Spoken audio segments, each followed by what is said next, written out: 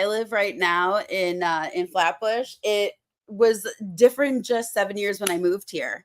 You know, everything is now there's like big buildings and CBD cafes, and it's it is not what They're I signed everywhere. up for.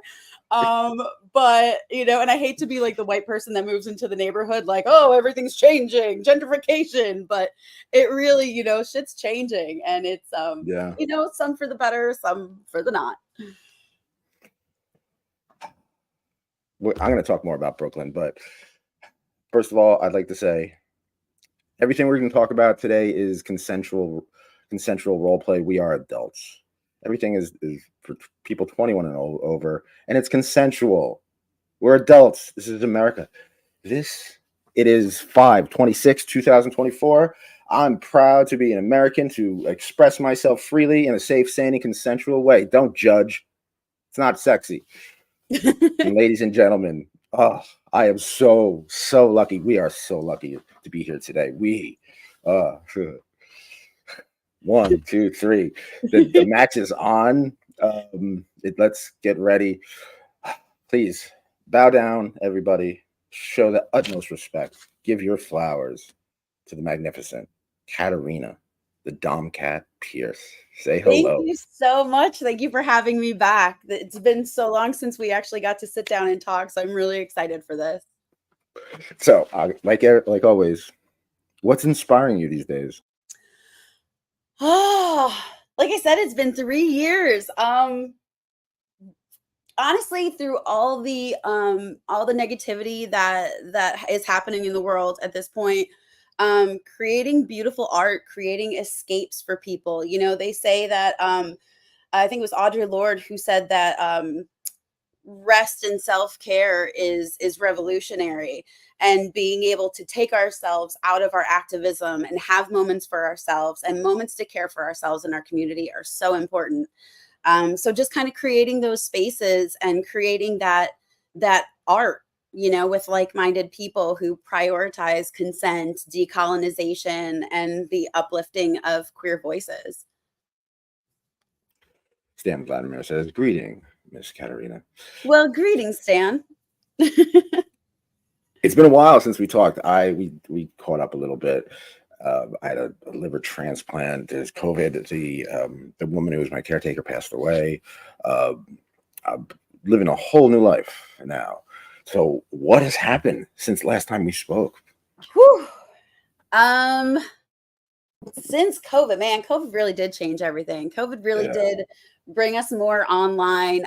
Still doing in-person stuff, and in-person stuff is still back, but always with, you know, the caveat of take care of yourself and take care of, you know, immunocompromised people.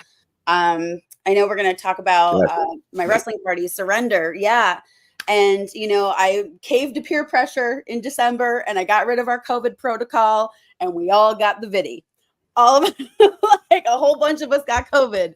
I couldn't see my mom for Christmas. I had COVID for Christmas. It was terrible. So COVID for Christmas. I'm telling you, not the song you want to hear. So No. the people who are like, "Are you sure you're still doing COVID? Is that old information?" No, it's not old information. I cannot afford to sleep for 2 weeks because I got sick. I cannot afford to have my friend die. So yeah, we are going back to showing a negative COVID test. So yeah, just doing that and working with other people, doing some more behind the scenes stuff, set support for other creators, having a really good time with that. I'm so glad that you said that, because I'm trying to start just kind of like an energy with the show. Kink helps kink, you know, hashtag Kinks helps kinks. Just any stories, people like you who are willing to talk to people and you know, to help other kinky people out, especially with events and content and everything like that, because it's a wild world. All right. It really is. So all right, like I said, it's a wild world. The world's changing. The only constant in life is change. And we're kinky people. How can we survive? How can we survive?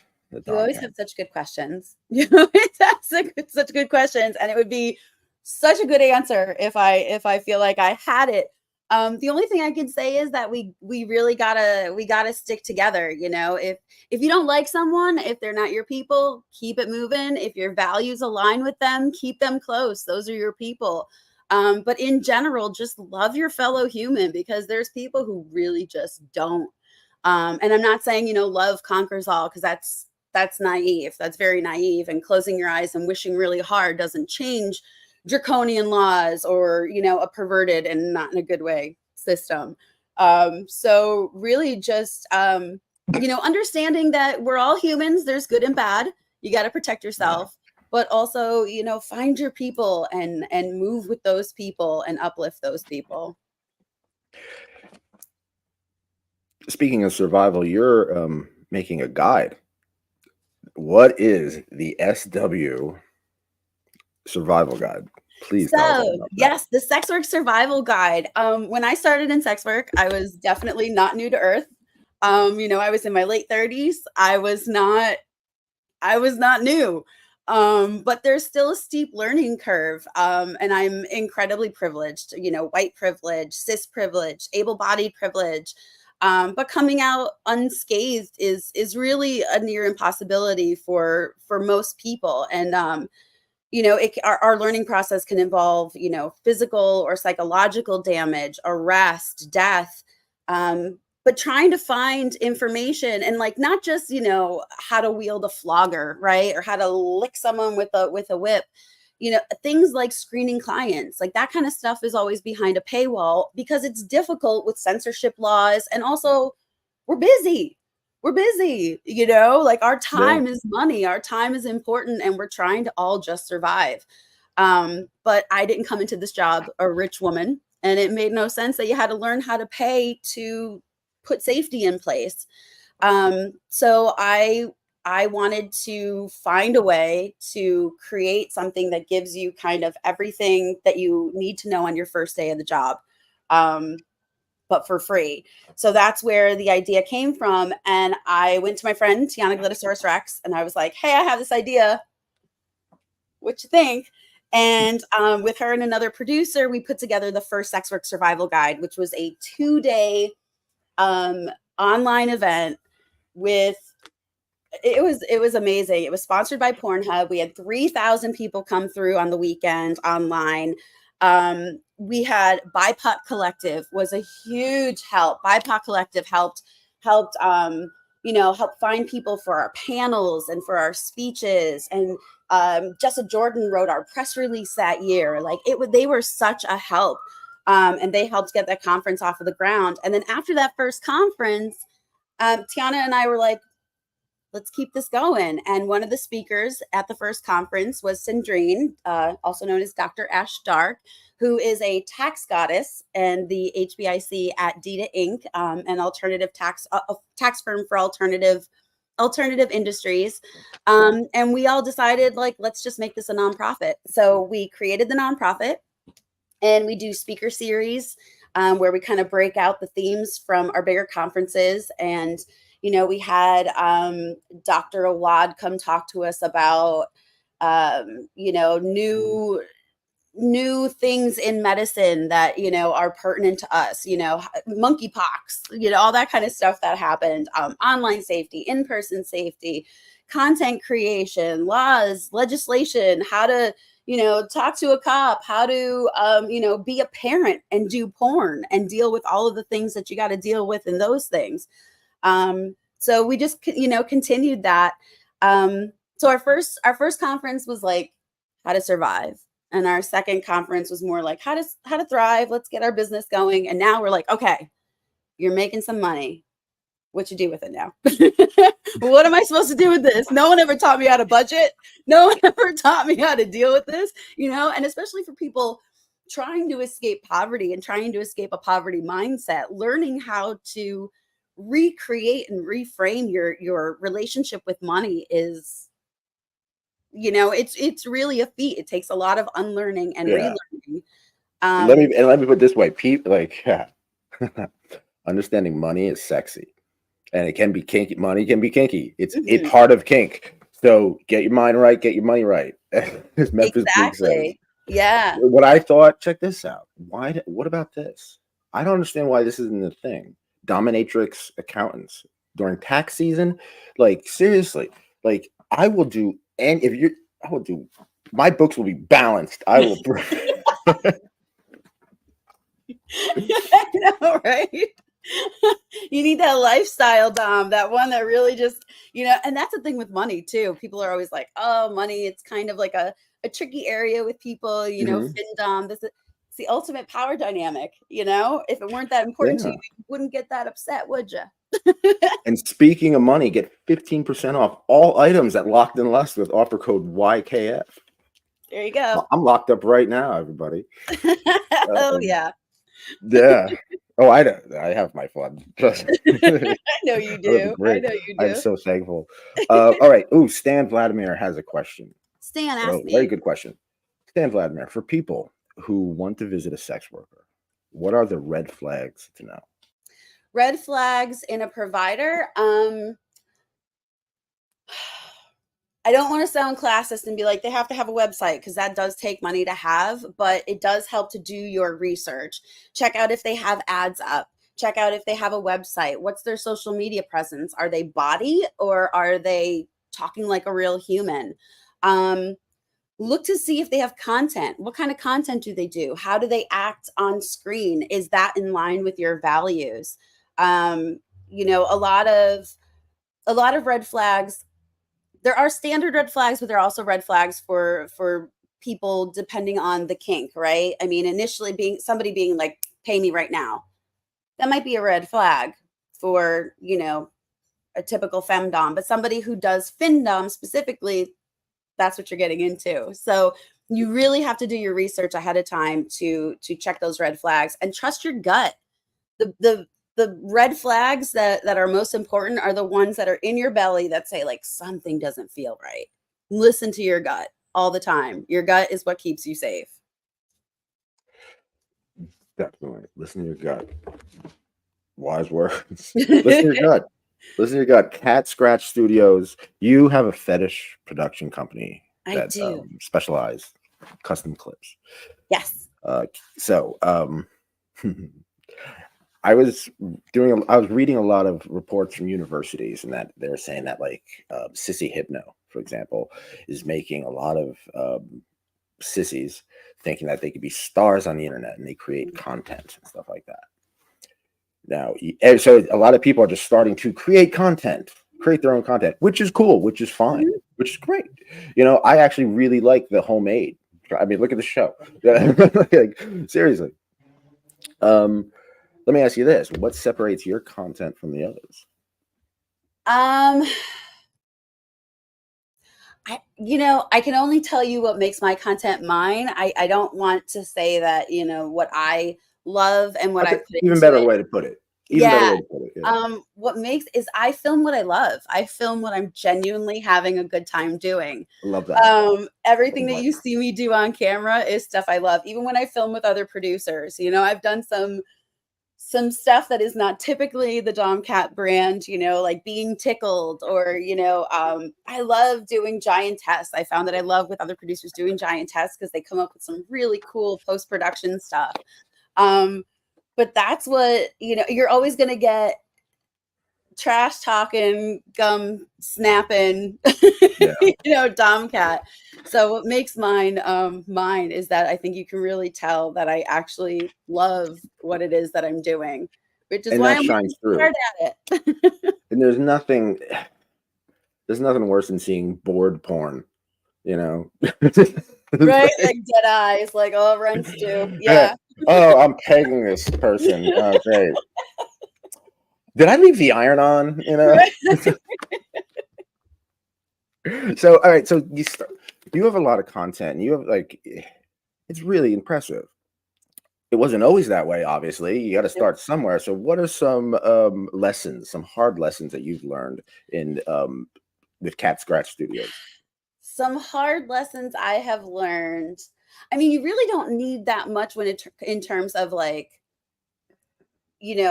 technical stuff. Like when I started out, I was using books off of my bookshelf, and I took the lampshade off a lamp and turned it sideways, and there was my light. You can film on your phone. You don't need 4K. Nobody's watching porn in 4K. Nobody's watching porn in 4K. We have surround sound. We have to, Right, like calm down. we could hear the come from one shot of the room go all the way to the other. Right? Surround. This is a thin wall. I can hear this man snore when he goes to sleep. Like, you can't calm down, people. He did not consent to hearing that. But most of it, it's I'd say the hard lessons were on the business side of it. Because as a sex worker, you're not just dancing on a stage or walking the stroll or doing whatever it is that you do. You are also dealing with customers, you're dealing with colleagues, you're dealing with people who are marginalized, vulnerable, traumatized, right? Traumatized people hurt traumatized people unintentionally all the time. But the most important thing is it's difficult, and again, this is why Sex Work Survival Guide happened, because it's difficult to find sex work, kink, and queer friendly services. Like Dr. Ash Dark, who does kinky taxes. I wonder if she'll lifestyle dom you to do your taxes. We'll see. But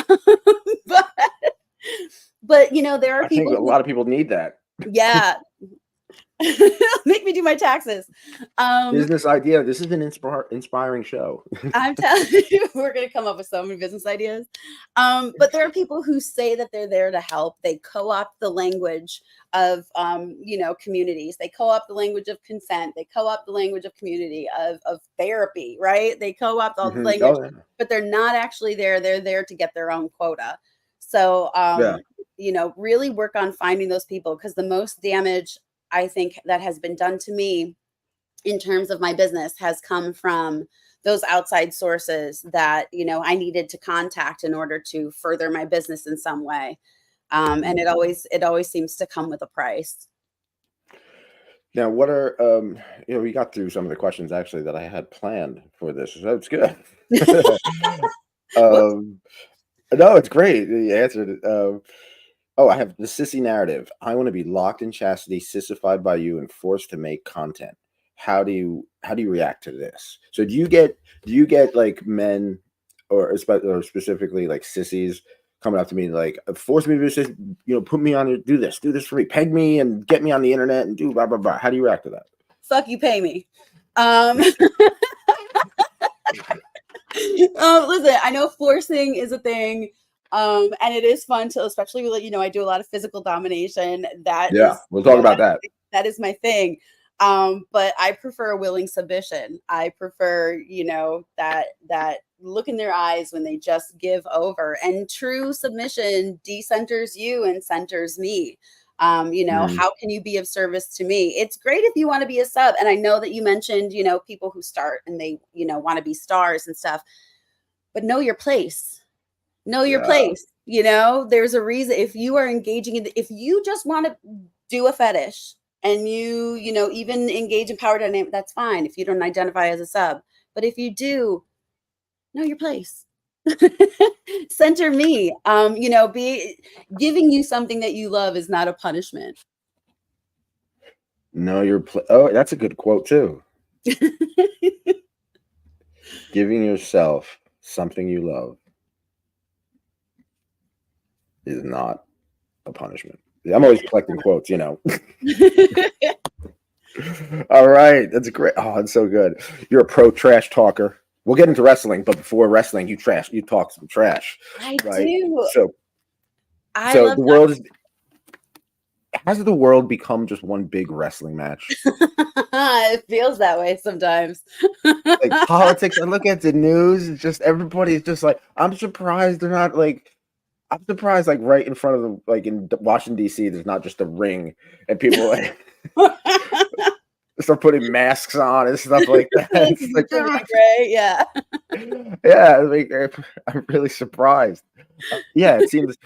So let me ask you this: wrestling, yes. right?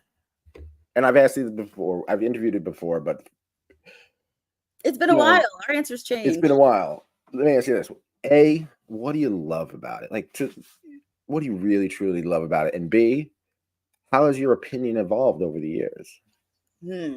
Okay, so what I really love about it is the visceral, tactile power dynamic. I power dynamics is like my biggest kink.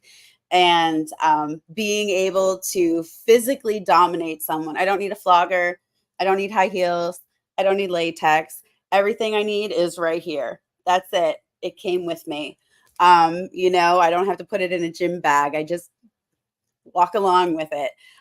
That's the most fun thing for me, is that you know, it's just that physical connection, skin to skin, and that power dynamic. And what's changed? Initially, I really trained. Man, I trained like 3 days a week. And of course, COVID hit. So, you know, that kind of stopped real fast. And right now, you know, without a sponsor, it's difficult to take the time to go to lessons that cost money and go to a dojo and train. So, but the thing that I've learned is you don't have to be a purple belt, you know, in BJJ to kick ass and to have fun. You know, face sitting, smothers. I do a lot of breast smothering and face sitting. Scissor holds. Those are some of my favorite things. Give a little rear naked choke, a little violent hug. Those are some of my favorite moves, and they can be just as dominating in a fantasy match. I'm gonna definitely put rear naked chokes and violent hugs in the summary. People are gonna be I like, love "What?" that, because normally I'm so like loud and raucous and like and then you just get up behind someone and you get to whisper some really nasty shit in their ear. I love it. You're a pro trash talker. Sunshine, good evening, Dom Cat. You have gorgeous smile and wonderful laugh. Welcome. Thank you, Sunshine. This is all right. Sunshine goes, how long does it take for someone to submit when you wrestle them? Now, before you answer this, Sunshine is downstairs, and I am very sure she's getting ideas in her head, watching you, thinking like, "Oh, fuck, You're take gonna out be in the all choke. my exes. This is a new way." So please be kind. What the fuck am I talking about? I'm not gonna be kind at all. You just gave me your reaction. Sunshine, So how long does it take for someone to submit when you wrestle? Sunshine, I'm teaching a wrestling essentials workshop in July. So if you want to come and learn how to decimate Nick, please come join us on July 17th. Thanks. Thank you very much.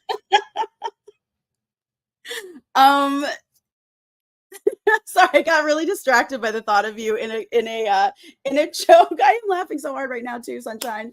How long does it take to get someone to submit? Honestly, it varies. It varies. Some people really love that that push pull, and some people are just bloop spaghetti as soon as I get them on the mats. So it really depends. I feel like in the first one or two falls, though, in the first one or two, you usually get someone who's just like, oh, okay, this is great. This is great. Losing feels really good. So Have you ever, we might have talked about this before, please forgive me. I had a liver transplant. My mind has been rattled. We are all new people since COVID. But we probably talked about this, but there was a documentary by Nick Broomfield about New York City, Pandora's Box. You know, House of Domination, legendary House of Domination, Mistress Raven, you know. And in this documentary, there's this one segment where a guy has a wrestling fetish, goes there, and it just kind of goes wrong. He just kind of got like, I don't know. She was like ready to go, and she was like, and he just like kind of freaked out, like, this is not what wrestling's like, and left and stuff like that. So my question is, first, have you seen that? And B, have you ever been in a situation like that? Because wrestling can very easily be misinterpreted. Like, even though it's consensual, you know, it's very physical, and you can get hurt very easily, even if it's consensual, and that hurt can be misinterpreted in many ways. That pain. Yes. How do you deal with that? Education and consent. You know, even at my parties, I'm having a wrestling party on June 21st. And before every party, I teach just basic wrestling safety, what not to pull, where not to push, that kind of stuff.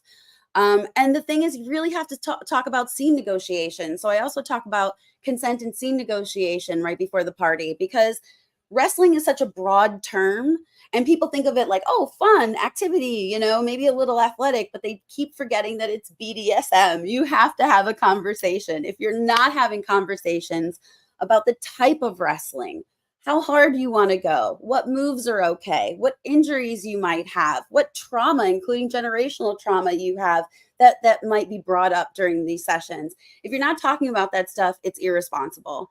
You know, it's risk aware, but when we do risk aware, we are still striving to do the least amount of harm. So the way to avoid that kind of stuff is conversation. And I have to say, you know, knock on wood, I have never had that kind of situation in a session before. Because, you know, I think the people who come to me know what's important to me. And if they don't, they learn real fast. Cause you know, if they try to push to get into that session, I'm like, hold up. Is there anywhere on your body I can't touch? Is there anything you don't like to be called? Like, I'm still having that same, you know, intake conversation, Yeah. standing on the mats before we kneel down and start. So, of course, this is from one of the fans. Just like the sleeper hold puts someone to sleep, is there a hold to make somebody do something else, like cry or go into their, go into their childhood trauma, or become a sissy, or I don't know, do your taxes, you know? um there are, honestly, I think it varies for different people. There are certain moves that put you in better positions for certain things. You know, certain holds. But I think for everybody it's kind of different. I mean, I've had, you know, clients who, especially, you know, who cry because they're so touch starved. You know, in this world, we don't get enough human connection. For Yeah, as connected as we are online, we don't get you're so actual human alone. tact. We are Yeah, so alone. We are so lonely. yeah. So that's important. But I mean, I've made somebody cry. I mean, I had them in a scissor hold, like, sure, I was looking down on them as I was squeezing their neck with my thighs. Sure. But I made him cry by telling him that he should smile more, because he looks prettier when he smiles. And for some reason, he just started crying. I was like, is that your guilt, sir?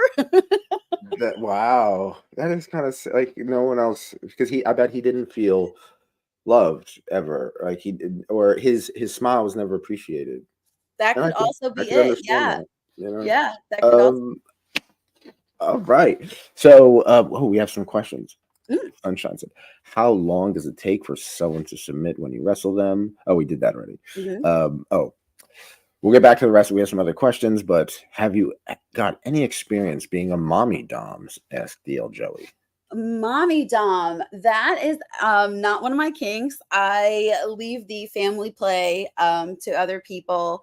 I know that mommy doming isn't necessarily like always, you know, that taboo. But I am a I like to stick to my strengths. I am gonna Yeah, humiliate you. I'm gonna shit talk back to you. back to wrestling. Back to wrestling. Yeah. Sunshine has a question. What do you like to do with your sub once they submit, especially if it happens quickly? Because you made a statement I actually quoted: "Some are spaghetti as soon as they hit the mat." You know, what do you do? What do you do then? I grapevine pin them. I just get right on top of them and I flatten them down and I let them know what's going to happen to them. Or I like to ask them what they think is going to happen to them. Um, and then I'm just a really big fan of sadistic face sitting. You know, that kind that really mind fucks you and freaks you out. You know, am I going to leave this room? Is this safe? Yeah, I just really like to like just keep hitting them with what they're asking for. I think I have the quote for the show. I'm just a big fan of sadistic face sitting. I am. That I'd click that. I'd click on that if I. All right, we got some more questions. Hold on. Okay, wrestling. You personally like wrestling. Um, Misconceptions. Some people are turned off by wrestling because they don't understand, either they understand the BDSM aspect of it, some people automatically have the idea BDSM is just like whips, leather, and very serious, eyes wide shut, Very mask. serious. Don't ever come here, Tom Cruise. You know. So, what are some misconceptions that you have felt as someone who loves wrestling? Really, truly, I could see it in your eyes. You know, as someone who loves wrestling, what are some misconceptions of the wrestling fetish? Misconceptions are that you can just get on the mat and start pushing people around. It's not a street fight. You know, you're not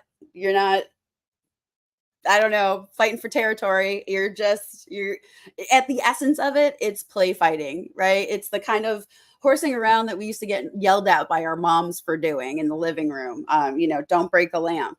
So people need to also, you know, kind of remember that. But for me as a dom, I've found that, or I've heard stories of people who get freaked out when they see their dom on the floor or see their dom lose a competitive match. Like, I love that you worship me as a deity. But you know I came from my mama, right? Like, I'm a human. So I'm going to do human things, and I'm not going to not have fun. You know, I am a barefoot bikini roll on the ground kind of dom, and that doesn't make me any less dominant. So, how do you do like? What about the people who are the hardcore masochists who want to lose the wrestling match Oh, you'll hard? lose. Then you'll lose. Oh, I know they'll lose, but like, you know, like, do you see like Little Shop of Horrors when Bill Murray goes into the dentist and he's like, "Yes, give me more anything, give me more," Yeah. you know. Steve Martin's like, "What? Yeah, what do you do when you get a wrestler, a person who wants to wrestle you like that?" I I love it. I love it because it's fun to see, especially if it's somebody that like I've played with or that I trust that you know they do know their boundaries. They are comfortable using their safe words. It's fun. I love pushing people to that brink. You know, taking them to the edge of it. That's super fun for me. So it's to me it's less of like a oh you're challenging me and more of a like oh we're gonna get into this now. Okay, cool. Now, as someone I've seen at festivals, at BDSM festivals, people very loudly do the wrestling matches, and they actually so the wrestling fetish is role play A lot of also. it is, yeah. And then but wrestling itself, this kind of wrestling is also role play on top of the BDSM role play, right? So my question is, do you play the heel or the Oh my god, I hero? love being the heel. Fuck the hero. I love being the heel. I love being the unlikable villain. And also the heel gets to do stuff that the hero doesn't get to do, right? I get to Yeah, gouge your eyes. I get to pick up chairs and slam you with them. Like that kind of stuff to me is so fun. And that's why, like again, we were talking about the different styles of wrestling, that all wrestling isn't the same. There's primal, there's tickling, there's mhm. pins, there's submission, there's grappling, there's all kinds of stuff. And one of them is pro style, which you see on, you know, AEW. And that's big and performative and you show off your victim and that I really love because I get to take all of the energy that I have as a human being in real life that I bring to the dom cat, take it onto the mats and then dial it up some more. You know, I have an anytime I get idea. to crank it, I'm happy. I have an idea. You could do it. I know you can. Let's right now, Mhm. write or at least brainstorm an idea for for a wrestling romance novel. Think about it. If you're a couple, you have I'd imagine the man would be fit, uh, bisexual probably, right? You would be the Hopefully. woman would be bisexual as well. So they both, you know, both be they would have to be physically fit enough, right? Not like super fit, but solid. But, you know, could win a fight. Wouldn't people won't pick fights with them? Let's put it that way, right? Right? Where are they? They are in their kitchen after work. Suburban The kitchen or like in the city or in the country, the a suburbs? city kitchen because she has a very chic apartment. She comes in, she puts her keys Okay, down, he's cooking at the stove. And you know, she doesn't like the vegetable that he prepared. So he gets thrown on the ground, snapped down, and wrestled until he agrees to make her spinach or whatever she wants. that's the opening. right? That's the So open. That's the open move. and it's a cooking and it's a cooking and it's about cooking. So we could each chapter could be a different like meal or recipe where they just wrestle. And Yes. by the end, by dessert, right? By dessert, they make up again. Because every chapter they make up. Get it? Yes. Yes. And I That's the love getting messy too. So like let's so add eat splashing. dessert and shove it in each other's faces while we're wrestling in it. What should we call it? Ooh. In the chat, should be the title of our romance I wrestling love splashing alliteration. novel? I love alliteration. I'm trying to think of something like no wait. Dishes and domination. Grappling ends. I like this dishes of domination. You like That's dishes and good. domination? Okay. This is domination. It's good. See? We just wrote over. We'll get Dick Cooper to do. We'll get Dirk Cooper to do the cover. And Yes. everything would be great. See, kink helps kink. See, we Yes, just did it does. Collaboration. All right, we got. Oh, I knew this was going to happen. Collected reader. What's your thoughts on toilet training? My thoughts on toilet training. I like doing things that are, supposedly gross. Like peeing on people. Peeing on people to me is just hilarious. Like I can't contain the laughter. I have a promo for I think it's the Cheshire Domcat in Golden Showers clip where at the end of it you just hear my laugh is just insanely loud because I just can't keep it in how funny it is to me. I could totally picture that. I try to be serious, but when I look down at you and I'm like, you really like this, you silly shit. All right. So funny to me. Because and you see it like I've seen it happen and they love it. Oh, they absolutely love it. People love piss. People love piss. Good for them. Let them. That's wonderful. I get it. I do. I get it. I just don't like cleaning up the mess. No, that's on the toilet. Yeah, The toilet's got to clean up. Self-cleaning toilet. Mike Brzezinski asks, "Hi guys, Domcat. Regarding ball busting, have you ever sacked a guy in the nuts? And when sacking a guy in the nut, do you prefer boots, heels, barefoot, or do you prefer to punch, elbow, or squeeze?" Oh man, why can't I have it all, Michael? Why can't I have it all? I will say that my favorite part of dick kicking comes when the top of my bare foot hits the ball sack and you just feel that connection because it's like hard foot, soft sack, and oh, it's just so satisfying and it gives that smack sound. To me, that's my favorite. That is I want to feel your sack just get up and run away from my foot. I love it. I wrote down my favorite part of dick kicking. That's good. It sums it up. I'm going to put that in the summary too. Stan Vladimir, if you could have, this is the Stan question. If you could have any superpower, what would it be? And how would you use it in your kink life? Okay, recently had a conversation with somebody about superpowers, and I thought I knew my superpower, but they brought up, was it wormholes, teleportation? Whichever one gets me from place to place without completely vaporizing. That's the one I want. And it would help me in my kink because I would be able to get to places so much faster, which means more time for kinking. Less hour on the train to get to places. That would be plus it would be really fun to like I think it's Nightcrawler who does that where they, kind of and then end up in another part of the room.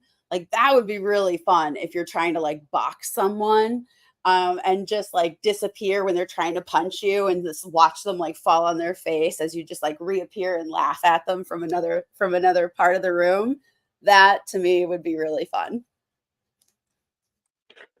When you mentioned black holes, I was thinking of that movie Event Horizon. I don't know if you ever saw that. Mm-mm. That's the sci-fi heads in the chat will probably get it. Yeah, that's a wild movie. Event It's a Horizon. very weird Event Horizon. Yeah, they take the power of a black hole to travel in space, but instead of going to another part of the galaxy, it goes to hell and back. So I am writing that down so I can watch it. it's a It sounds wild, good. yeah. Lawrence Fishburne's in it. Dick kicker. You're a dick kicker. You I like am a kicking dick kicker. dicks. I do love kicking dicks. What is the symbolism? What does that mean to you? I always, as a writer, I'm always looking at symbolism in everything. And as a kinky person, I'm trying to find meaning in every kink there is. So let's find some meaning in kicking people in the dick. Kicking people in the dick, to me, like, again, it's like with money being such a power kink, because it's so important to people. Dicks are so important to penis owners. They really are. They the majority of penis owners really love their dicks, and they love, I guess, what they symbolize, this supposed power and position in society. So being able to take that and just nearly knock it the shit off your body, like that's great. And the fact that someone offers that up to me, and they want to suffer for me, right? They want to give me their pain. They want to offer up, like, watching them sweat from the pain as they, when I kick them, like, that's like, wow, you're really doing this for me, dude. Like, you are really giving it to me. And for me, I find joy and meaning in that. Mike Brzezinski asks, in wrestling, do you think nut shots should be legal? And when sacking a guy in the nuts, do you prefer ball busting or CBT like electric play? And does sacking a guy in the nuts make you feel in charge? Well, you answered the last question, but Yeah. okay, I mean, here. it's a conversation that I have with people. Do I think it should be legal on, competition level? BJJ? Nah, I'm gonna leave that to them. They do breast mothers now, which is hilarious to me. So don't ever tell me fetish wrestling isn't real when they're doing the same moves we are. Um, but to me, I think I love, asking somebody again, where on your body can I hit? Can I slap your face? Can I punch you in the gut? Can I hit your genitals? Like, those are questions, because it's fun for me. I love a reverse face sit or a reverse scissor hold, and being able to just like punch someone in the stomach or like tap them on the nuts, like that's a lot of fun for me. So I do enjoy that. And Would CBT you versus say you have a play. signature move? I'm sorry, what? CBT like bringing in electro play. I do have an electro kit. I do play with electro play. I love sensation play. But for me, I am a tactile person. I am, just let me get my hands in the dirt. So I really just like using my body.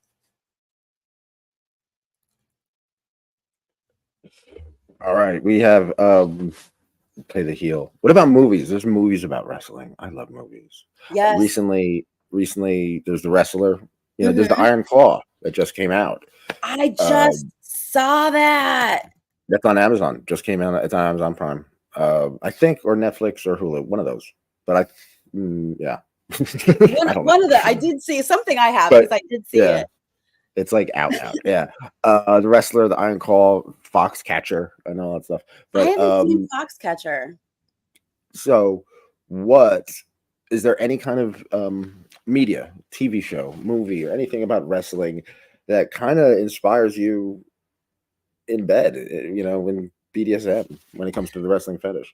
Um, what inspires me in I really liked I like docs. I like documentaries a lot. I like Dark Side of the Ring. Oh my gosh, Glow is amazing. I love Glow. The gorgeous ladies of wrestling. I love Glow. Um, but there was actually a doc called Killer Sally on Netflix. Which, we're demonizing women, but okay. She did kill somebody and her name was Sally. So I guess it's accurate. Um, but I think it's really, to me, it's really sexy and really, like, I don't know, not, I don't want to, grounding. I don't know if that's the right word, but being able to see like 90s hotel wrestling. I'm going to Scranton, PA on June 11th and Providence, Rhode Island at the end of July. And, I bring mats for the floor, but oftentimes we use the bed because it's just a big bouncy mat. And seeing how, that has been a tradition in wrestling. So like I do feel very much like a wrestler, on the mats, but there are times in bed where, it's just an organic position and I'm like, Yeah. wait a minute, I got you in guard. I could do this to you, that to you. So Now, it's really fun. one of the things about like wrestling in bed, so to speak, I have this picture in my mind of probably from movies and television and stuff like that, where like it's probably like a stuffy guy with a book, glasses, pajamas, and the wife wants to like wrestle and do something like kind of wild, and no, nothing like stuff you do, but and he's all serious, like, honey, I have to get to sleep and blah, blah, whatever. You know what I mean? What do you do in that situation if you're a hubby or if your partner or something like that just is kind of not in the mood, it's kind of stuffy, and you want to wrestle? Hire a provider. You can't force someone to do something they don't want to do, that they're not consenting to. And if it's that Yes. important to you, hire a provider. That's why we're here. We're here to have fun with you. And it's not that we, can't revoke consent. We most certainly can. No one's Mhm. entitled to our space or our time. But this is what we do and this is what we love. And this is why we've made this our career, is to be able to help people who perhaps don't have the same kinks and fetishes as a partner.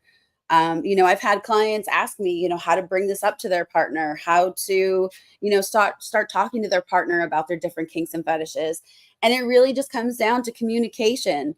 Don't, when you're in bed, if the person says no, they say no. During the day when you're walking around and you're talking about things, hey, I saw this thing that I really thought was sexy. What would you think about this? That kind of turned me on when I saw it, and start having those Yeah. conversations and communicate, because you might also find that there is something that they like that is a part of what you're looking for, or they might like something that you're like, oh, wait, yeah, no, that. So one thing you do, or one of the many things you do, is run events. You have events. You have an event coming up that you want to promote, I which do. I want you to promote. Thank you. What's the key to making a successful event, to keeping it successful? And also, what is the concerns? What are the major? Woo. Yes. I think the key to running a successful event is community, which is why I offer affiliate links to not just the featured providers and the vendors, but to community members that come as guests. My thought behind making a party is making a party that me and my friends want to go to, something that we would be comfortable at. So of course I want my friends to bring their friends. And I also offer alternatives to the music and the crowds of the main mat area with a cuddle puddle. I'm a neurospicy, so I do appreciate a place to kind of go and, destimulate a bit. And I also offer promo codes. So if other sex workers want to come and check out the event, or perhaps offer wrestling or be a featured provider in the future, I offer a promo code for pay what you can tickets, because you shouldn't have, if you have financial hardship, it shouldn't be something that keeps you from being in community. Mhm. I'd say the hardest thing, and this is something that I'm actually facing right now, is having difficult conversations that keep people safe. Like, I don't listen. I'm a dom. Again, I'm a trash talker, but I don't want to be a dick IRL. I really want to, Yeah. like, I want everyone to feel welcome and able to enjoy. When you So trash talk, you're playing a character in it's right, and it's consensual. wrestling. Yes. You're the heel. Right. It's a thing that, like, we're both entering into this with informed consent. Um, but making sure that I've had to talk to people who try to take pictures during the event. Like, nope, let me see you delete those. Delete them from your delete folder. That kind of thing. Yeah. Don't people lurking on private sessions, because we have mini sessions going on during the party. But also having, again, this is the thing that I'm dealing with right now, is dealing with people who perhaps have had consent or other violations in the past, in other spaces, at other parties.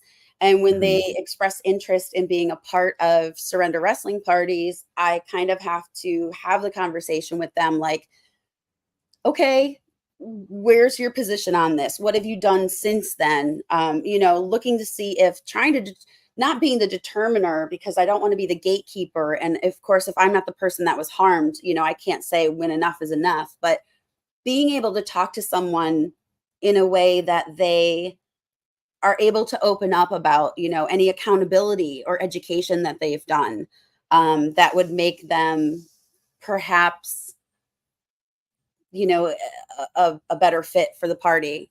Um, I see that a lot. I see it a lot. There are people who years ago that like they did something or they had some issue, they were drunk or something, young, or and that even on my show last week, so we had a guest who came out and said like I've burned many bridges and I'm sorry, and I'm trying to make it up. I'm trying to make mhm. amends with people, and and I'm all about getting people together.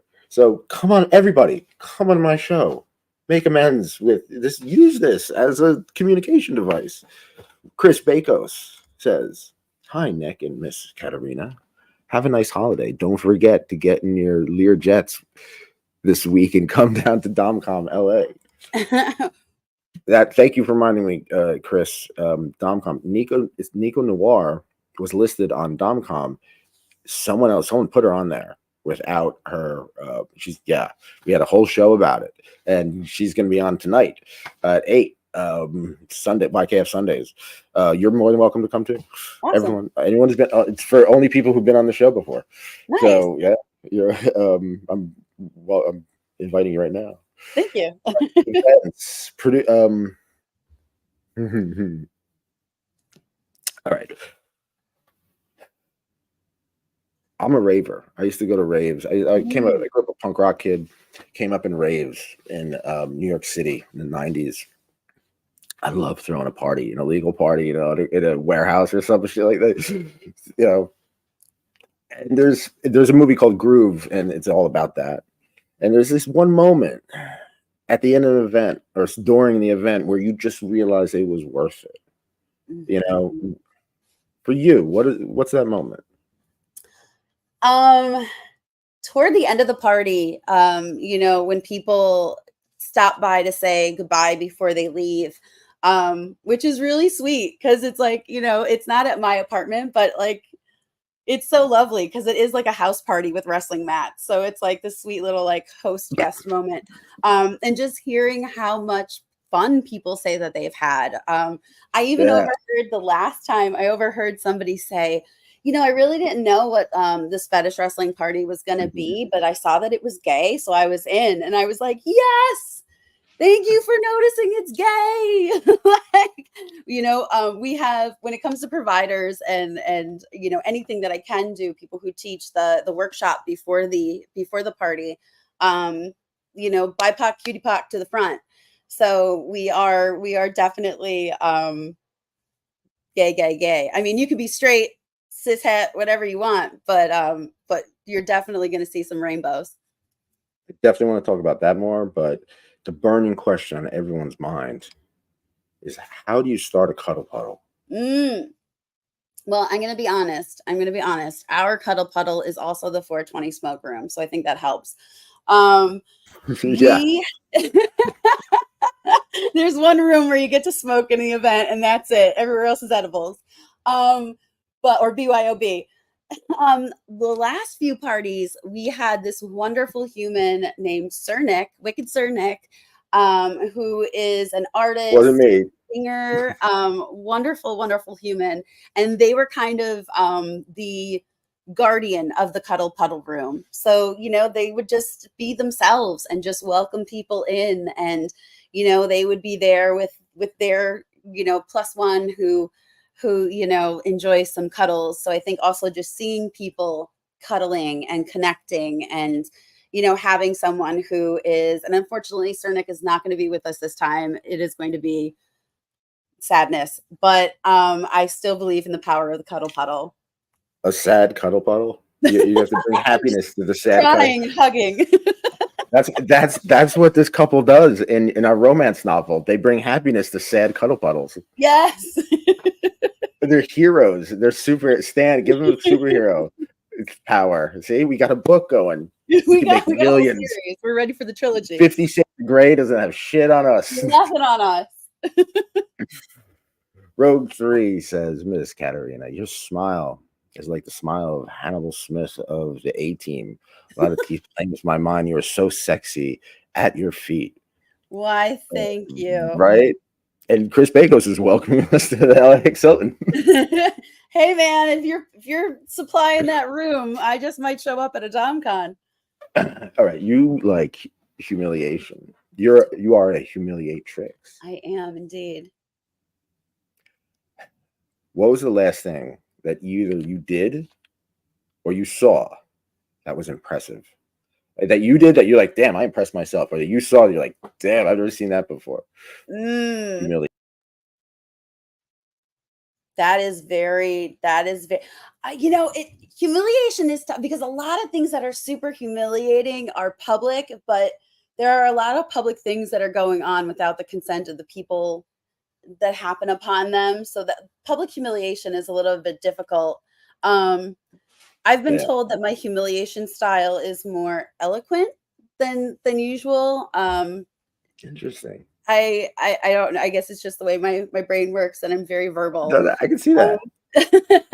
No, because there are some doms who are very sadistic, but then some doms are very loving, but they're still very dominant. But they're very, loving. They're not. They don't like the humiliation aspect. You like the humiliation aspect. So what really impressed you? One thing that comes to mind, and it's not the most humiliating thing I think I've ever made anybody do, but it's really I don't know, popped in my head, is I had a client who I could tell he wanted release at the end of the session. So I made him hump the ground. And I just reminded him of like when he was in high school and he couldn't get a date. And just made him come to that like horrible reliving his high school years. You're good. Hey. You wrote notes and they laughed at you. I'm like, what do I see in your mind that I could pull out and just unravel? And then Tony came, slapped you on the head, and said, "Dork, she'll never go out with you." Listen, nerd, give you a swirly. Oh, and that could be like the backstory. That could be the backstory of the man. And now he's wrestling in kitchens. And hey, man, a lot of us have taken that life experience, and it's brought us to our various kinks and fetishes. Chris Bako says, Sir Nick is a friend of mine and a great human being. Such a great human. Chris, you have now gone up 10 points in my book if you are a Sir Nick human too. Okay, you were talking about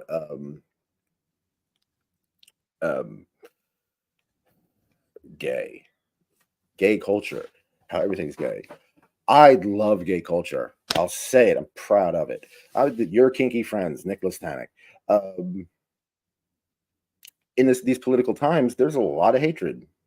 It's like I know it comes in waves and stuff like that, but it's scary. You're strong. You wrote a survival guide. How do you deal with this?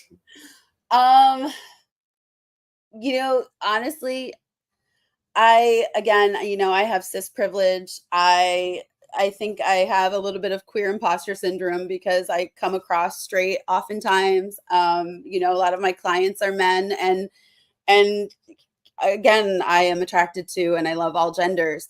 I think the most important thing is to just, like I said in the beginning, just love. I mean, again, I don't want to say love conquers all. That's not what I'm trying to say, but love each other and listen to each other and listen to each other's experiences, and remember that groups of people aren't monoliths. And there are people in gay culture who, subscribe to different aspects of pop culture and their ideas on morality, and just kind of holding space for all of that. And remembering that, when it feels like the world is against you, like, we don't need that from each other. You know, we don't need that Yeah. added pressure from each other. So, Yeah. and respecting the spaces. That's another thing. You know, we've been using this space for surrender wrestling parties, and that's where we'll be again on June 21st. And just respecting the space, you know, leaving it the way we found it, you know, very like burner rules. Um, and honoring these spaces and these places that are welcoming to us. We're having a Sex Work Survival Guides conference, spread love, not hate. Exactly. Exactly, Sunshine. We're having our Sex Work Survival Guide conference on June 2nd, International Horse Day. And it's our first hybrid event. So we're going to be in person, and we're in person at $3 Bill in Brooklyn. And that is a, you know, gay venue. So, you know, supporting each other in the community, supporting like-minded people, and collaborating with them is really just all we can do at this point, I think, aside from an absolute what was the revolt. last dream you remember? Oof. Okay, the last dream I remember. I used to have such vivid dreams, like such vivid dreams. They were real adventures. The last one I had was a couple weeks ago, and I can't remember it fully, but I do remember it was unsettling. I do remember it was unsettling. I'm trying to remember exactly what it was. It wasn't exactly one of those like I went to class without my pants kind of thing. But it was one of those unsettling something's not right dreams. I don't know, but now that we're talking about it, I really hope that I have a good one tonight. Stan Vladimir asks, Miss Katarina, have you done sessions where you cosplay characters from novels or movies? um, from novels or movies specifically, I'm trying to think. Oh yeah. I've done Harley Quinn a couple times. I did some like doll character. There's a producer in New Jersey, Callie Logan, who does customs. And I think I'm gonna play a Bane character in July, actually. Um, so I have played some characters from novels. I just did the Cheshire Domcat. So I like to play with that kind of stuff. And I had a, you know, ears and a tail and glitter pasties, and I was the Cheshire Domcat. But I really That's like cool. characters that you know. I have a client who comes up with amazing role play sessions, amazing scenarios. I have a character that I like to play called Suzanne B. Cummings. She's a doctor with very unorthodox methods, and she immersion therapies people.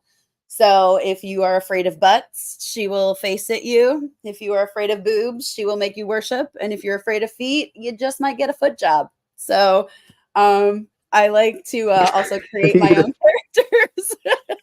you get okay, you get someone scared of a foot job. You get like a terrifying foot job. No. Can I You have know what's another funny? one? You're a movie person. Was it the movie Mannequin where a bunch of mannequins fell in a car? The truck stopped short and fell in the car. Yeah, I think so. I I think haven't seen the that's movie where I like 20 got it years, from. but There's now I gotta watch Mannequin. Andrew yeah, McCarthy. there's when He's got a Dr. documentary Suzanne coming B. out. Cumming was helping someone cure someone of their fear of breasts. That was his problem. Was he came in and I was like, it's very important you say this in the clip. It was just very important to me. That he was behind a truck full of mannequins and he stopped and it all fell and now he's buried in mannequin torsos and traumatized for life.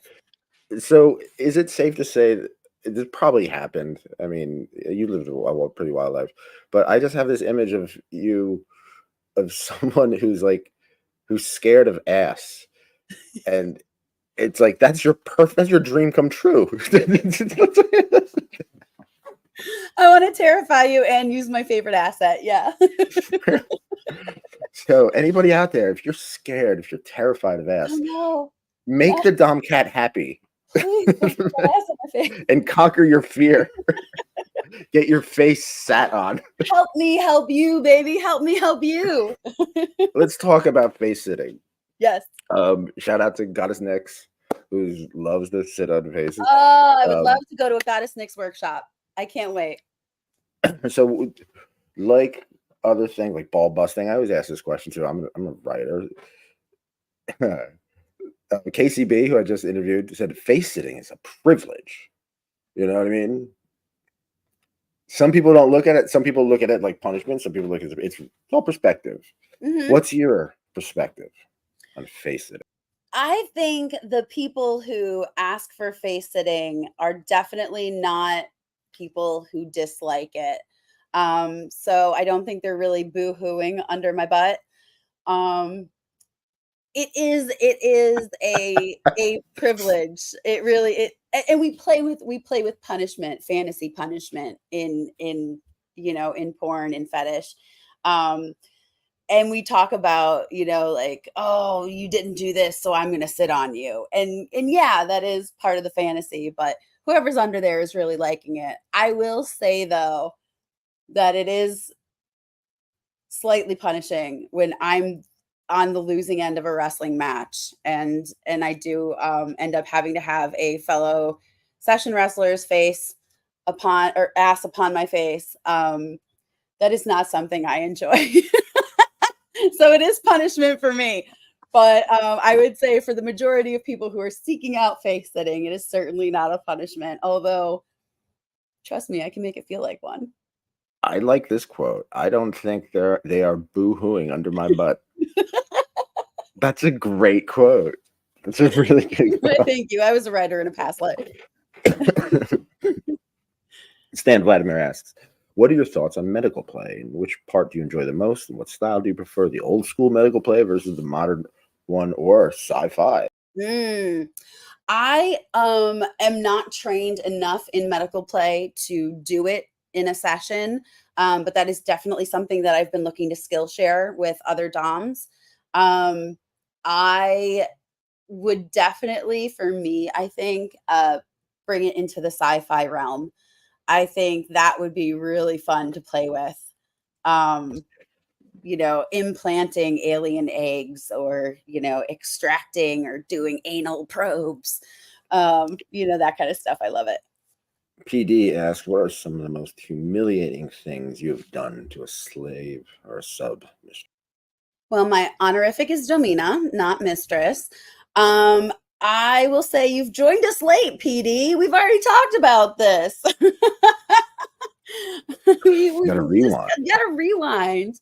Goddess Nyx Just is take a great. Goddess Nyx was a provider at the December surrender wrestling party. So it was so wonderful to be able to meet Goddess Nyx and Pisswitch.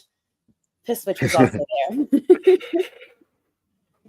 You are a kinky person. I'm a kinky person. I think we get along because I think we have this. You have a fire in you. You know what I mean? Of some people like us, they get burned out. They have to take a break. Sometimes they have personal issues. Sometimes there's money issues. Sometimes everything. Was there a point in your life that you really were either going to give up everything, that you had to take a break, and what kept you going? Honestly, I get burnt out, and it's probably, it feels like repeat burnout because I Yeah, don't get to take the time to fully recover. me Um, too. so I am a private person. I tend to isolate, but I have found amazing friends, great friends, in the community who help me out. When one of us is down, the others are lifting them up, and we, switch off depending on needs. When you mentioned the sissy challenge, or like force me, to do things that I love. um we have to put up with stigma, morality police, the actual police, banks closing our accounts, landlords evicting us, platforms building off our backs just to throw us away. Plus, late stage capitalism, genocide, all the things that we're living through right now. Um, so what helps avoid burnout for me is feeling appreciated.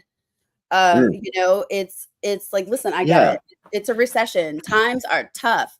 But if you're part of the community, whether you're a dom, a sub, a fetish provider, regardless of right how on. you identify, we're all supposed to be part of this same community, which means, I'm if you are a sub, I'm not asking you to give me $500. Pay my rent if you want to. I will gladly take it. But if you just want to send me coffee money, like, that just shows that you're thinking about me and I'm respected. I'm a human who puts in work.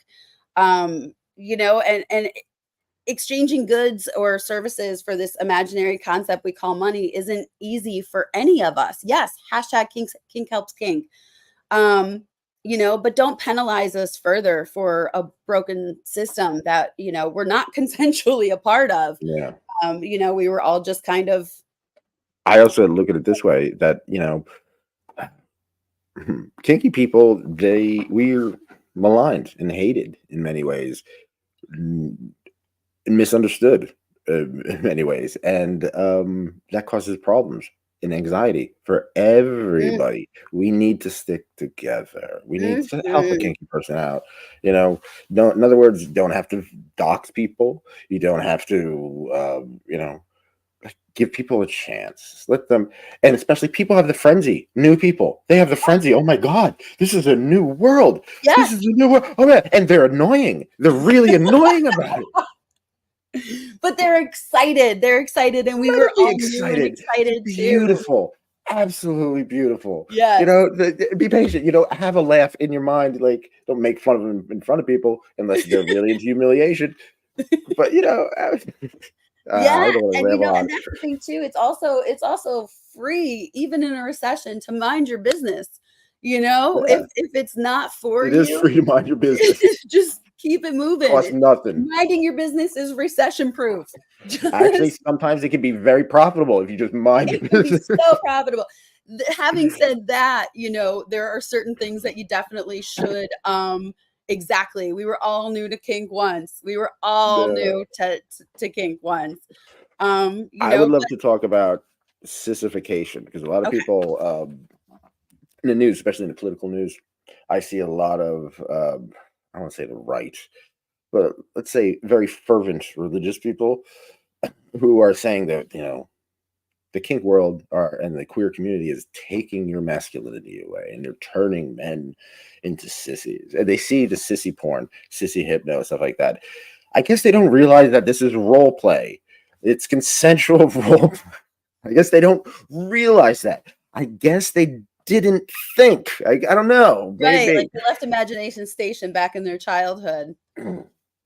But it does make me think. I love the whole fetish, the sissification fetish, the narrative, stuff like that. The role play aspect, the consensual role play aspect. I'm locked in chastity right now, wearing garter belts and stockings under all this. I love and my dom's downstairs thinking of ideas. Right? It's gonna be a long weekend. It's already been a very long weekend, a wonderful weekend, but a long weekend. So with what was I get at? With that being said, right? With sissification, with that, throughout the years, my view of it has changed. Right? I don't want to humiliate or degrade womanhood in any way, shape, or form. All of my friends would, all the people who've loved me and have taken care of me. I'm alive today because of the love of women in my life. Men helped out. Women, like, honestly, if I look at the data and I just look, so in the narrative that we play, it's more of an empowering thing, and no, it's a control thing, so it's a different narrative. How has your view of the whole sissification narrative changed throughout the years? My view has changed. It has changed over the years. It has changed since we talked last. I really do like different forms of it. I like the gender confirming aspect of it to people who are exploring gender.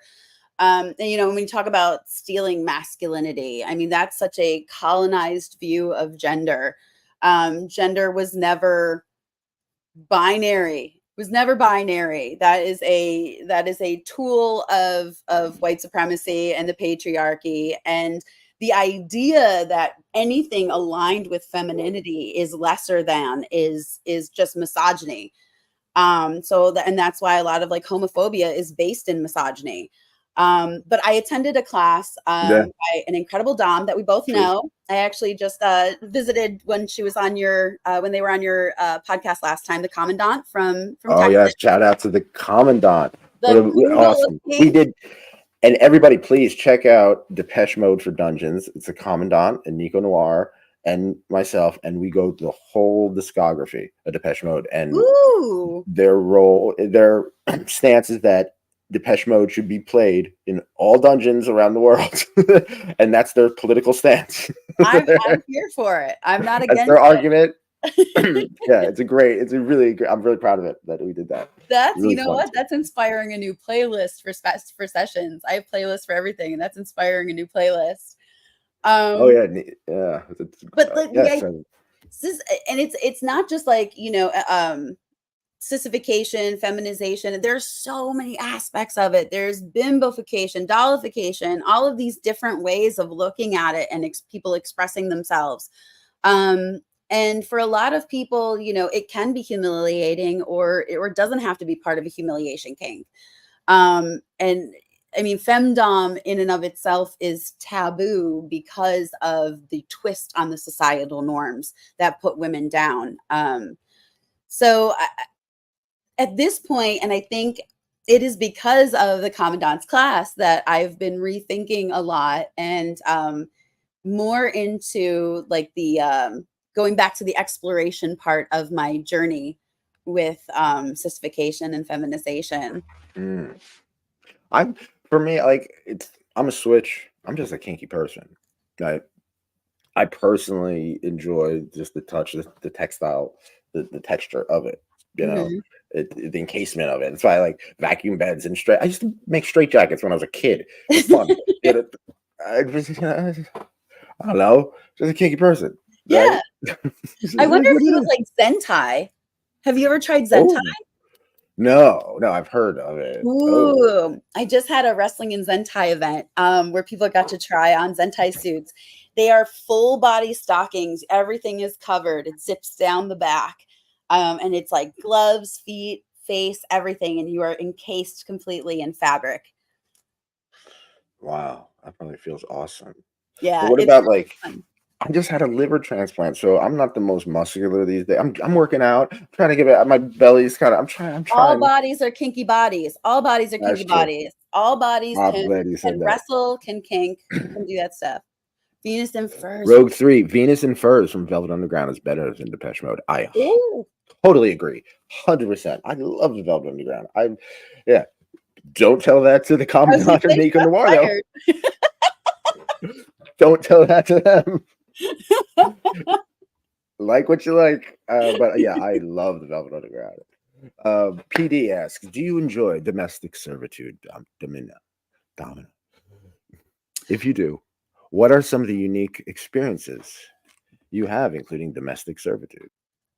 Honestly, I would say that this is like my ultimate dom fantasy is having a reliable domestic sub. A lot of times people get so focused on the fetish that they don't actually, it's not the service for them.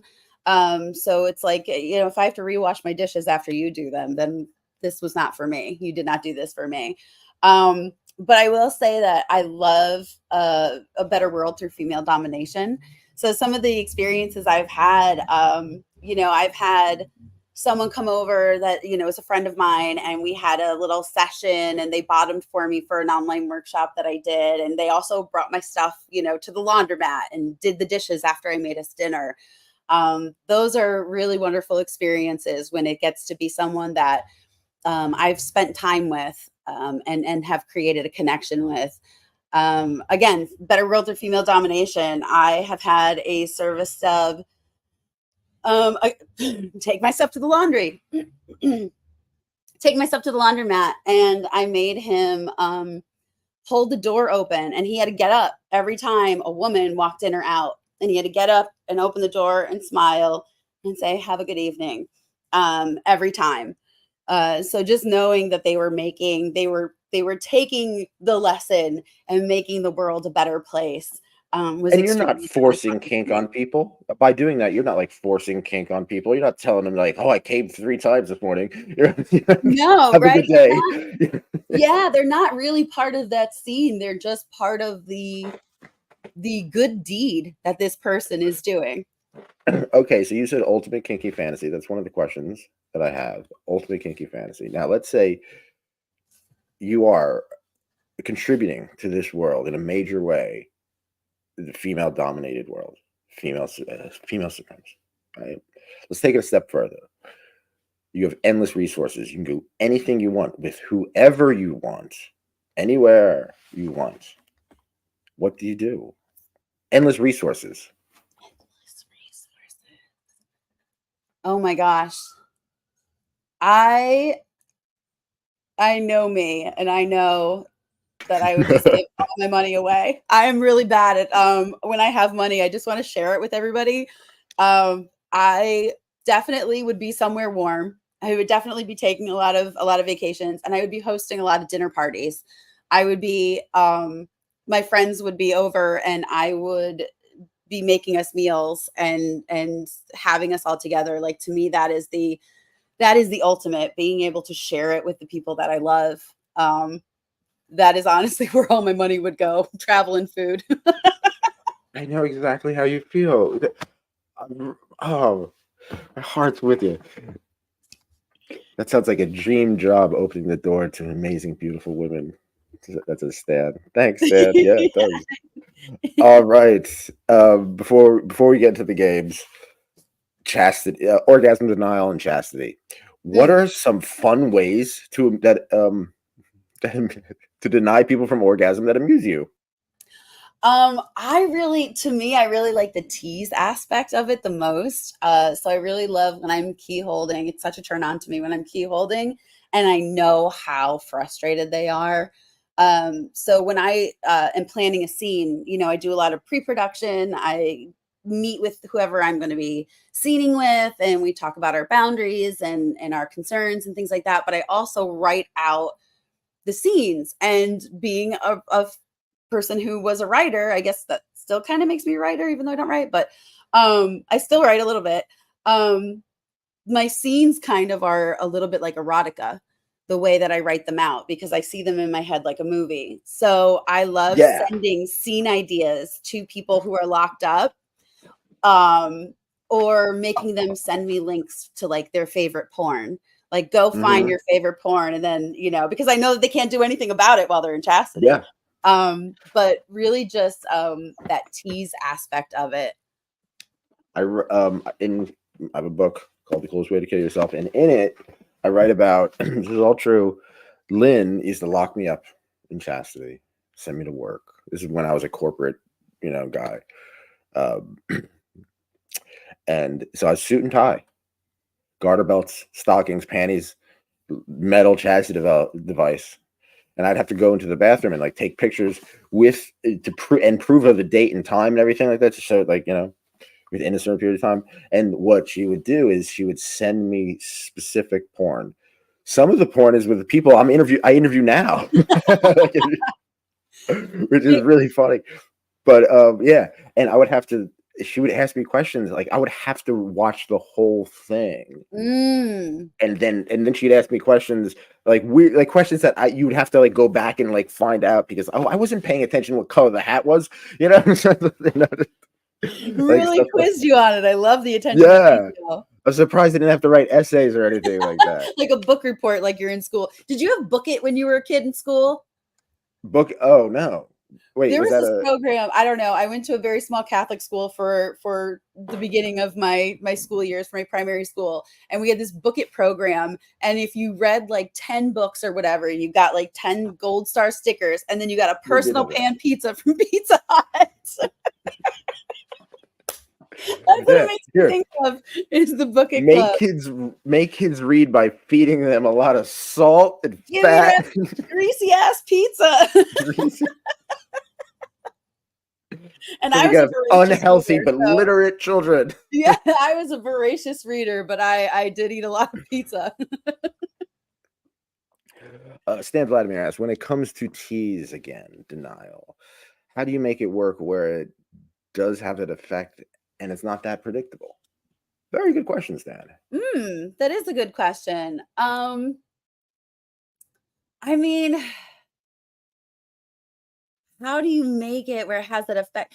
I mean, everybody's body's different, and sometimes your body, where you're used to somebody's body reacting a certain way, it doesn't always, right? Like there's a friend of mine, Fetish Fellow, who I film with often, and sometimes I know Fetish Fellow, when we do pegging, he can take a big dick, but there are days where his body's just a little bit different.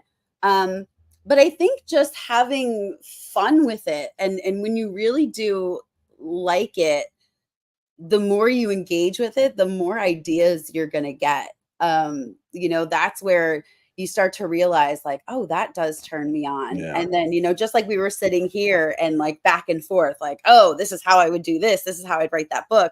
Um, it's, it's like a collaboration of a collaboration effort. You're Definitely. writing a story together. Rapid fire recommendations. They don't have to be kink related, but they can Okay. be. Recommend a film. And it doesn't have to be the be all. It doesn't have to represent you as a person. Just recommend a film that you like. I love Jordan Peele. Yeah. So Get Out is great. I mean, you That can't was you awesome. can't ever say no, anything bad about Get Out, I don't think. But Nope had such like a little, I was like, how are you gonna put in a twist on this? And then he did, and I was like, that was Yeah. amazing. Very good I job. also recently just watched, I think it's on Netflix, Book of Clarence. I just saw that last night. So good. So That good. was It a was so trip. entertaining. I It bawled my was. eyes out at the end. Did you? Yeah. I Yeah. bawled my eyes out. It Yeah. was I very started good. thinking it's like on how, but it also it gives a statement about on how we take death and death of other people and use it for our own self gain. Because that's what he does. He's like, I'm going to be the new Messiah. He wants to make money off Jesus, which I wonder what preachers think of that movie. Like I in real, if know. they really get it. And it's funny how like the guy who got scrubbed up to be white, like he was the one that they painted, and now he's the Jesus, right? Benedict Cumberbatch, and Yes. he's an asshole. But it's also an indictment of how we treat black people in this Of country. course, without a Like doubt, yeah. the way that we just demonize, you can't do anything right, we're gonna take your babies, that kind of And stuff, like that Lakeith just made Stanfield me, that broke my heart. did an amazing job. Oh The production, the music, the Jay-Z D'Angelo song when he gets high. Yeah. yeah. Like, and I heard that before I saw the movie Oh because I'm a really? fan of D'Angelo. And yeah, and all that. Anyway, Yeah, let's I go will to say, I know it's not Depeche Mode, but D'Angelo Black Messiah, best album to fuck to. that movie's incredible. I mean that album is incredible. Sugar So Daddy good. I and It dare you Ain't to play it and Easy. not fuck. Fuck yeah. Oh my God. I just and it makes you want to go back for more because I just want to go back to the way it was. So you just keep on fucking Yes. and Just playing it like over keep and that over. D'Angelo on play. Yep. Oh, no. Dun, dun, dun, dun, the sugar daddies. Sugar Daddy's Have you ever so seen good. that live? They stretch it out for like 12 minutes. No. Yeah, yeah. Check out Ooh. YouTube, D'Angelo at like Newport Jazz Festival or something like that. Okay. That and it ain't or Ain't So Easy or something like that. The first track on it. Yes. Yes. Yes. Um, Yes. and Back to the Future. Mhm. Those Sugar Daddy, Back to the Future, and that track, incredible live. Like, and they stretch it out real long. Oh, Like I love seems like it. they're having a blast. Yeah, it's like I wish I was there. Yeah, check it Yes. out. You're gonna have a good time. Rogue 3 says, when you were in front of the age play role, do you prefer mother, stepmother? Do you do age play?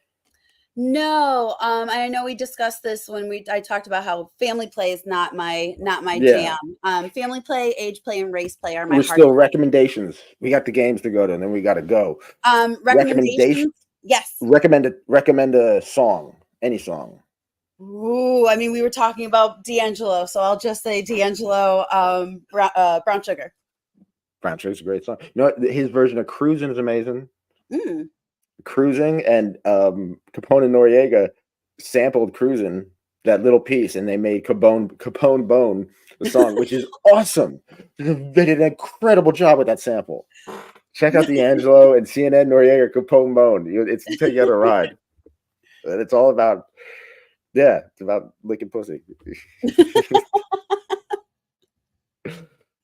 Takes you out, but he's still afraid to eat out, All right, recommend a television show. I'm gonna go with my late night owl stoner favorite. Is it Cake? Yeah. Okay. It's It's not such a simple show. Yeah. And that guy, not what's his name?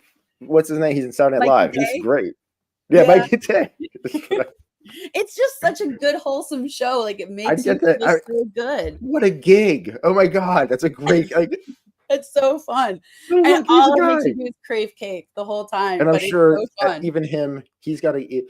Like, there's always two sides to the story. He's got to go to work. It's work for him to go to. It is cake. Is it cake? Right. It's still time You and got to deal with energy. these idiots. No, it's is it cake? It's like, Yeah. cavities and sugar. Got to go to the dentist. Right. Even when you're sad, you're cracking jokes up there. But you do get to like hack into cake with axes and stuff. So that's fun. Speaking of food, recommend a meal. I have been eating a lot of pasta fazool lately. Right. Which is just it's like Italian version of rice and beans. It's just, pasta and red sauce and beans. It doesn't have to be red sauce, but that's the way I've been doing it. So I've been on a big pasta and cannelloni bean kick. Recommend a book. White Women, Everything You Already Know About Your Own Racism and What to Do About It. It's by these two women of color, one Black woman, one South Asian woman, who have this incredible organization called Race to Dinner, where respectable, nice white ladies invite them into their home for dinner parties and inevitably get very angry because apparently white people really hate to hear the word privilege. So these women go in and they do the work. They come out of there emotionally beaten, and then they go and they do it again. And they wrote this one book, and I thought that the chapter on white feminism was going to like call me out, but I think white entitlement really threw me for a spin. So there is something in that book, even if you're like, again, like the title, I already know. There's so much ingrained in our system because the system is working exactly how it was intended to. And it's just such a good, just honest book speaking right to us. I think of Q-Tip from A Tribe Called Quest and the song Award Tour when it says, "You could be white and cool, but don't prep the roll." Yeah, I love Tribe. All right. Underrated, overrated. Now, it's like, remember the word association game? It's pretty much the same thing, except that you put your opinion on it. Okay. So we don't kink shame, but you don't have to like it. Okay. So basically, I'm gonna throw something out there. You say you say it's overrated or underrated, and why? And the people in the chat can start their own. So let's say, all right, face sitting, overrated or underrated? Oh, well, I want more of it, so I'm going to say underrated, even though for me it's everywhere. But yeah, I want more of it, and it's not just sitting on faces. There's different positions. There's different stuff to add to it. So yeah, underrated. Stan Vladimir says medical play, underrated or over?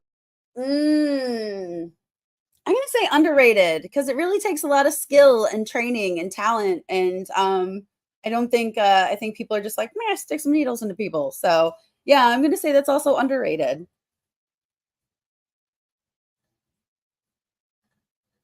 Wrestling. No, wrestling.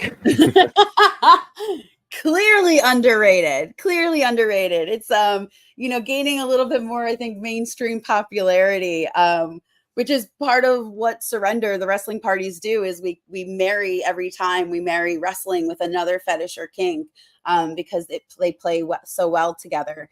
And I think people, I think it's underrated. They don't appreciate that as much, and that's what we're striving to do. French maid outfit. I do love a French maid outfit, but I'm going to say overrated. The petticoat gets in the way when you want to use your body. Just give me a dirty. But they are beautiful. I love them. Yeah. Okay. Splashing. Splashing. I am going to say, as much as I do love to be wet and messy, I am going to say overrated. I just have a very difficult time sitting in food that could have fed someone who's hungry. So, to me, I'm just going to say overrated. Sorry, guys. Whips, overrated. It is something that I am learning. I am trying to, up my whip game, but I'm going to say overrated just because it is that quintessential. Everyone thinks that this is what a Dom does, is just whips people. It's overrated. Yeah, that's true. I was talking to when I was dying, right? Or because of the liver transplant, I Mhm. got this brilliant idea to call up all of my ex-girlfriends. It and happened. and of course, one thing I must say, which I'm very proud of, they're like, no one licks pussy like you do. That was very kind. But they're also, it's the thing of like, do you just whip people? Is that what you do? Do you just? I don't want to get whipped. I don't want to be. I don't want. Whip is like the symbol of BDSM. It seems. It is. It is. Yeah. And we're so fast and loose with it too. And you really have to take into consideration again generational trauma. Like not everybody is going to be like as all in with the impact play or as all in with the impact play with a variety of DOMs. Like Mhm. whips, oh, Vacuum beds, vacuum. I'm gonna say underrated because I want to play more with those. I want to play more with the vacuum bed. wax play. I love wax play. Yum yum. And scraping it off with a knife. What about shoe licking, kissing and cleaning? Underrated or overrated? Um, I'm gonna say I'm okay. As much as I love it and I want it, I'm gonna say overrated because again, it's one of those things that like people just automatically think like this is kink. Yeah. All right. This is to survive, you need money, right? What I want to do with this show is I want to help the kink community out. The only thing I could do is kind of act like a muse, give ideas, start a conversation. So, how can kinky people make money? How can kinky people make money? I mean, we have so many talents that are even outside of our kink or parallel to our kinks. If you are a sex worker, you have marketing skills, you have SEO website skills, you have all sorts of things that we can help each other, build our businesses. Um, in terms of like making money off of our kink, sex work is work, and we don't just say that for fun. Sex work is work, and it's a job, and it takes a certain amount of emotional intelligence and maturity to deal with different types of people at different parts and different points of their lives. Um, I mean, I love sex work and I love being a sex worker. I love that it offers us, especially people who, I'm a night owl or people who have, disabilities or something that kind of just isn't in line with corporate culture. It allows us this flexibility and this freedom to write our own adventure and change the ending of our book the way we want to. And I mean, kinky people can make money because the people who love us support us, buy our content, Yeah, that kind of stuff. definitely. Okay. Oh, we have real quick mummification. Oh no, we did that. Mummification, Stan Vladimir. Mummification. I'm going to say underrated. I'm going to say Underrated. underrated. I want more. Oh yeah, the prey and predator dynamic. Ooh, I I knew the answer to this. love that. I love predator prey. I love that. Especially with wrestling, like getting in there and like really just so yummy. So, I'm gonna go underrated. All right. Um, we're going down this path, right? We've experienced a lot, but there's so much more to go. Where do you want this path to take you? I want to retire as a pornographer. I want to continue to make beautiful art. I want to continue to make smutty smut, you know, center female pleasure, you know, center people that get passed over, you know, because there are no voiceless people, right? There are only people who get passed over with the microphone. So, you know, centering people that might not, you know, have a platform. That's the hill I want to die on. Yeah, definitely right on. Thank you. Thank you. Cat Pierce. This has been it's been heartwarming. It really has. This has been a lot of fun. So how can people support you? Kink helps Kink. How can people support you? Where do they find you? My website is thedomcat.com, TheDommekat.com. My link tree is the same, the Domcat. I have Loyal Fans, Fansly, Sex Panther, clips for sale. I just opened my many vids.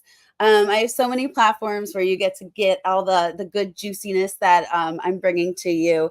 I do in-person sessions. King Noir, the master fetish trainer, is coming to New York June 5th through 9th, and we are offering double sessions and custom clips. So that's BDSM, fetish, cuckolding, stag vixen. So get your custom clip requests in, get your you know, double session, get your double domination. I'm also going to Scranton on June 11th, Providence, Rhode Island on July 26th, whatever that weekend is. I have a wrestling party, Surrender, and this theme is wrestling and ropes. So that involves bondage wrestling, but also we have rope providers who don't wrestle. It's really fun because there are people wrestling on the mat, and then there's somebody like being suspended right above them. So it's always really fun to see like the marriage of the kinks. That's June 21st, and you can get that information at Surrender Parties is on FetLife. Since there's a lot of stuff that I can't talk about, like the mini sessions on ticket pages, because of the banks and the payment processors, I get to talk about it on FetLife.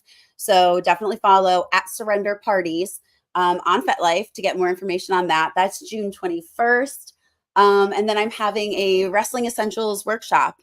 Again, it's not to teach you how to be competitive. It's to teach you how to get into a position where you can play with your organic movement and play with your partner. And that's July 17th in New York.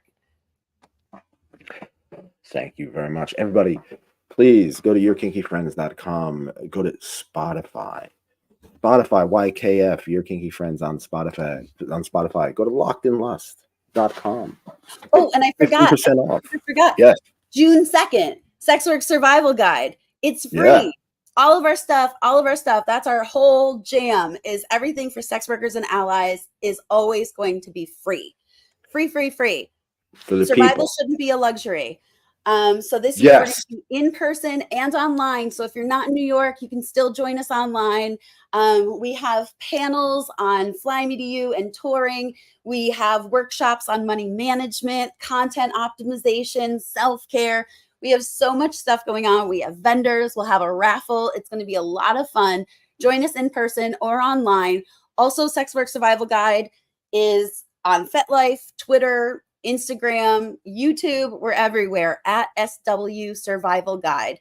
And that's also our website, swsurvivalguide.com. If you're not a sex worker, I'm assuming you're an ally because you're here. You can still take part. It's not sexiness. It's not, you know, a virtual session. It's, you know, none of that stuff. It's just people who are in business, and our business happens to be sex work. So you can still support us by coming, telling people about it, donating, buying Sex Work Survival Guide merch. We have rosaries, butt plugs. We have totes coming out.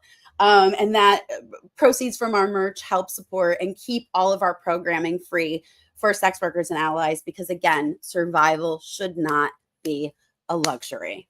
June 2nd. And with that being said, please, Kink helps Kink. Support the cat Dom. The Domcat, excuse me. Support the Domcat, Katarina, the Domcat Pierce. Go to Locked in Lust, 10% off. Get the Vice. It's a great introduction. I prefer metal myself, but do what you got to do. It's a great. It is. It's great. It's a great way. Chastity's romantic. That's why I It's use it. It, romantic. it is. It's a romantic thing. At least for me, it Uh, can be torture. but for me, feeling that key just against my skin, like, oh, There you that go. is just love right there. Patreon, but Spotify. Go to YKF Spotify. Subscribe, like, help a kinky person out. And with that being said, please stay on the line, Katarina, after we're done. Will do. But yeah, everybody, have a great night. Have Remember a the cardinal wonderful night. rule. Thank you for joining us, and thank you for having me. All right. Be cool, be kind, keep an open mind. Take care.